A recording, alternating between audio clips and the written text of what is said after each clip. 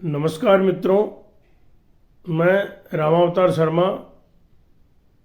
आज आपको इस वीडियो के माध्यम से राजस्थान में सामाजिक अंकेक्षण की जो परिस्थितियां हैं उसके बारे में, राजस्थान में सामाजिक अंकेक्षण एक विहंगम परिदृश्य के नाम से सारी स्थिति आपको एक बर्ड्स आई व्यू के रूप में बता रहा हूं। आप यदि किसी प्रकार से मेरे से कोई संपर्क करने की आवश्यकता हो तो ये मेरे मेल आईडी है और ये मोबाइल नंबर है। मोबाइल नंबर पर केवल व्हाट्सएप मैसेज करें, क्योंकि व्यस्तता के कारण हो सकता है आपका फ़ोन पिकअप नहीं कर पाऊँ। हाँ दोस्तों, यदि कोई न्यायिक विवादों की स्थिति हो तो आप संबंधित विभाग के मूल आदेशों को ही देखें।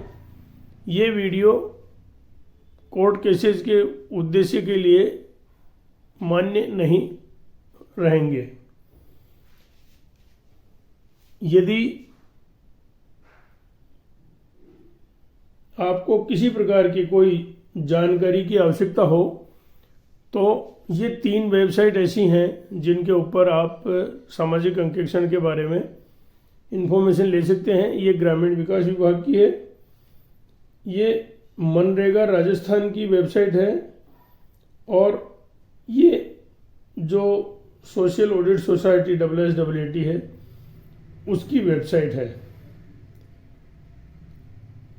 आपको मैं सामाजिक अंकेक्षण राजस्थान के बारे में जरा सी जानकारी ये बता दूं।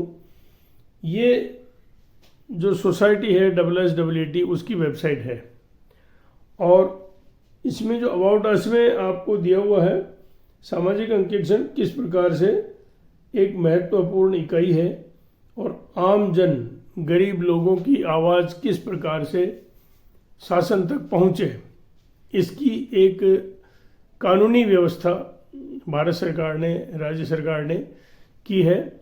इसके लिए पूर्व में जो मनरेगा योजना के एक अंग के रूप में निदेशालय सामाजिक अंकेक्षण कार्य करता था, उसकी जगह एक सोसाइटी सामाजिक लेखा परीक्षा जवाबदेही एवं पारदर्शिता सोसाइटी SSAT का गठन 2019 में हुआ मंत्रिमंडल के निर्णय से, और इसके बाद इसका गजट नोटिफिकेशन हो करके आज ये सोसाइटी बहुत अच्छे से कार्य करने लग गई है। इस सोसाइटी के जो मुख्य उद्देश्य है वो यही है कि सारी योजनाओं में पूर्ण पारदर्शिता रहे, जवाबदेही रहे और जो हमारे लोग हैं, वो लाभार्थी हैं, जो आम जनता है, जो सिविल सोसाइटी है, वो इसकी ऑडिट करे और ये सोसाइटी उस ऑडिट को फैसिलिटेट करे। ये मुख्य उद्देश्य है। ये डिटेल इसमें लिखी हुई भी है, आप वेबसाइट पे भी जाके देख सकते हैं। अब इसके लिए एक स्वतंत्र कार्यकारी संगठन के रूप में ये कार्य कर सके तो इसका मुख्य जो एडमिनिस्ट्रेटिव कंट्रोल है, जो नीति निर्धारण का कार्य है, वो इसकी गवर्निंग बॉडी शासी निकाय में निहित किया गया है, जिसके अध्यक्ष श्रीमान मुख्य सचिव महोदय राजस्थान सरकार होते हैं, जो हमारे ब्यूरोक्रेसी के हेड हैं। और इस तरह से सभी विभागों में ये कार्य करने के लिए एक स्वतंत्र बॉडी है और डिफरेंट डिपार्टमेंट्स की जो सेक्रेटरी, प्रिंसिपल सेक्रेटरी साहिबान हैं, वो इसके मेंबर हैं। आप ये देख सकते हैं गवर्निंग बॉडी के कॉन्स्टिट्यूशन को। और जो डे टू डे गतिविधियों के लिए है वो कार्यकारी समिति है, एग्जीक्यूटिव काउंसिल EC है। इसके जो अध्यक्ष हैं वो अतिरिक्त मुख्य सचिव ग्रामीण विकास एवं पंचायत राज विभाग को बनाया हुआ है और अलग अलग विभागों के जो सेक्रेटरी साहिबान हैं वो इसके सदस्य हैं। इसमें जो राज्य संसाधन व्यक्ति होते हैं वो भी इसके सदस्य होते हैं, सिविल सोसाइटी के जो मेंबर्स होते हैं, प्रतिनिधि होते हैं, वो भी इसके मेंबर होते हैं, और जो निदेशक सामाजिक लेखा परीक्षा होते हैं वो इसके सदस्य सचिव होते हैं। ये भी आप इस पे साइट पे आप आराम से देख सकते हैं। अब आप इस सोसाइटी की क्या संरचना है वो जरा सा देखिए। प्रशासनिक जो तंत्र है वो है, सबसे ऊपर शासी निकाय है, फिर कार्यकारी समिति है, निदेशक हैं, फिर उनके नीचे डिप्टी डायरेक्टर हैं, और ये ऑफिशियल्स हैं जिसमें लेखाधिकारी, सहायक लेखाधिकारी प्रथम, सहायक लेखाधिकारी द्वितीय, कनिष्ठ लेखाकार हैं, सहायक प्रशासनिक अधिकारी और मिनिस्ट्रियल स्टाफ है, और आईटी सेल में सहायक एक प्रोग्रामर है, फिर सहायक प्रोग्रामर हैं 2, और सूचना सहायक है 5, और ऐसे ही पर्सनल स्टाफ। और उसके बाद जो आप देख रहे हैं आखिरी कॉलम में सामाजिक विकास विशेषज्ञ, ये सोशल ऑडिट की टीम है बेसिकली। सामाजिक विकास विशेषज्ञ के लिए एक पद है, राज्य संसाधन व्यक्तियों के लिए 6 पद हैं, और जिला संसाधन व्यक्तियों के 99, हर जिले में 3-3 व्यक्तियों के हिसाब से 99 है 33 जिलों के लिए। और ब्लॉक संसाधन व्यक्ति जो हैं वो 1886 है। हर पंचायत समिति में ये बटे हुए हैं। 6 ग्राम पंचायतों पर एक ग्राम संसाधन व्यक्ति है और एक ब्लॉक संसाधन व्यक्ति है, और ग्राम संसाधन व्यक्ति 35,200 हैं। एक पंचायत समिति में 100 ग्राम संसाधन व्यक्तियों के हिसाब से इतने जो पद हैं वो स्वीकृत हैं। अब ये सारे जो पद हैं सामाजिक अंकेक्षण वाले, ये संविदा आधारित हैं, जिसमें सामाजिक विकास विशेषज्ञ, राज्य संसाधन व्यक्ति और जिला संसाधन व्यक्ति मासिक संविदा के आधार पर है, और जो ब्लॉक संसाधन व्यक्ति और ग्राम संसाधन व्यक्ति हैं इनको दैनिक आधार पर रखा हुआ है। कई राज्यों में ब्लॉक संसाधन व्यक्ति मासिक आधार पर भी है, और हो सकता है कार्य की आवश्यकता के अनुसार ब्लॉक संसाधन व्यक्तियों के लिए या अन्य किसी भी प्रकार के संसाधन व्यक्तियों के लिए राज्य सरकार कोई निर्णय करे। अब मैं आपको ये जानकारी बताऊं कि जो राजस्थान सरकार है उसमें वर्तमान में भारत सरकार के निर्देशों के अनुसार और विभिन्न योजनाओं में जो निर्देश हैं उसके अनुसार इस सोसाइटी की ये 6 स्कीम्स, बल्कि 7 स्कीम जो है उनकी आज की तारीख में ऑडिट चल रही है। महात्मा गांधी नरेगा योजना, ये आप लोग खूब परिचित हैं, सब बहुत वर्षों से महात्मा गांधी नरेगा योजना की ही सामाजिक अंकेक्षण पहले से होती रही है।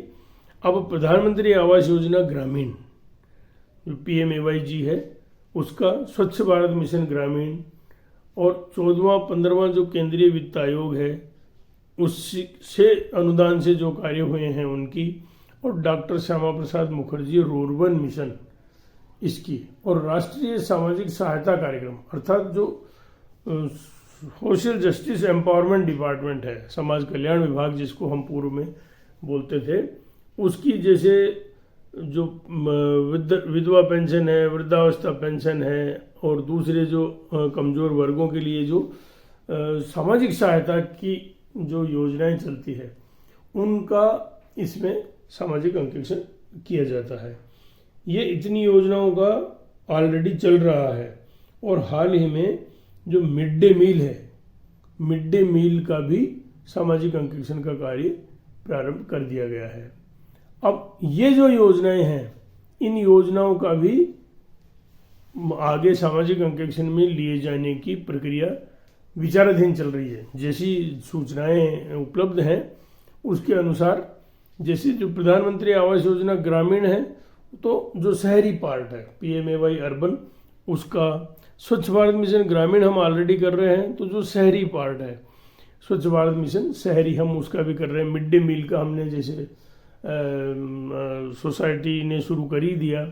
अब सार्वजनिक वितरण प्रणाली जो PDS है, जिसमें अपन राशन की दुकानें और ये इसके माध्यम से हम जो गरीबों को सामग्री देते हैं उसका भी सामाजिक अंकेक्षण किया जाना है। फिर पोषाहार वितरण कार्यक्रम है।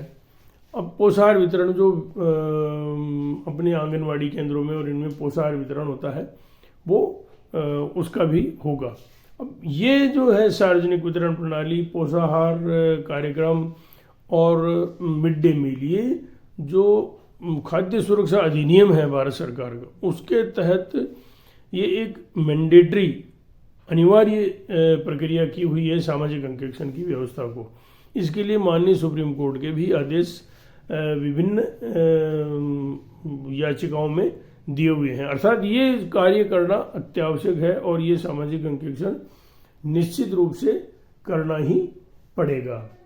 अब हम यदि इसके बारे में देखें तो राज्य सरकार और हमारे माननीय मुख्यमंत्री महोदय ये बहुत गंभीर हैं सामाजिक अंकेक्षण प्रक्रिया को अधिक से अधिक व्यवस्थित करने के बारे में, और इसलिए माननीय मुख्यमंत्री महोदय ने वर्ष 2022-23 के बजट भाषण में social audit and performance audit authority, ये एक अथॉरिटी पूरे राज्य में हाईएस्ट स्तर पर बढ़ाने की योजना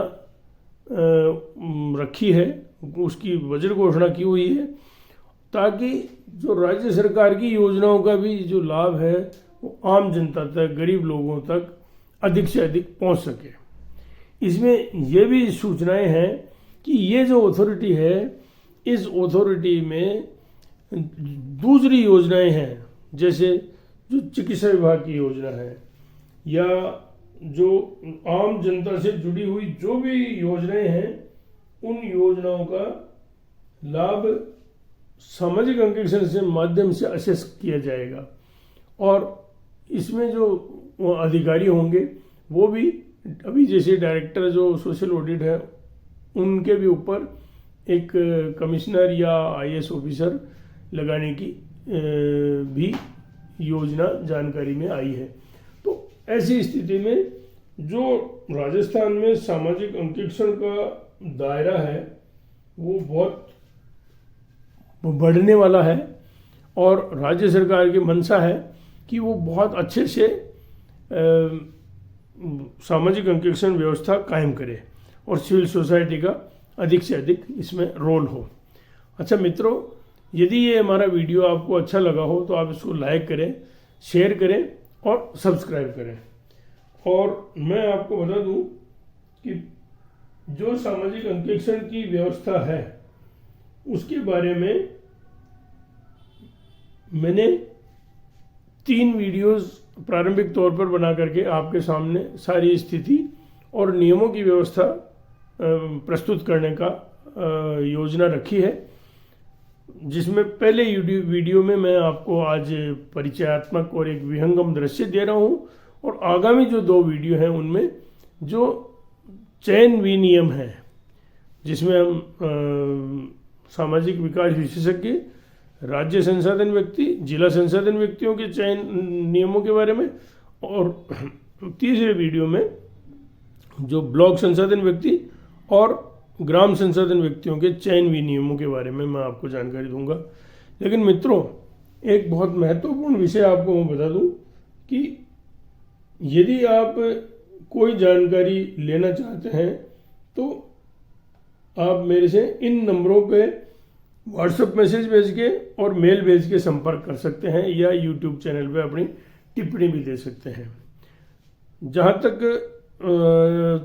सिलेक्शन प्रक्रिया का परिणाम कब आएगा इसके बारे में प्रक्रिया विभाग में सोसाइटी में चलने की जानकारी है, परंतु कब तक रिजल्ट आएगा इसके बारे में मैं आधिकारिक रूप से आपको बताने की स्थिति में नहीं हूँ।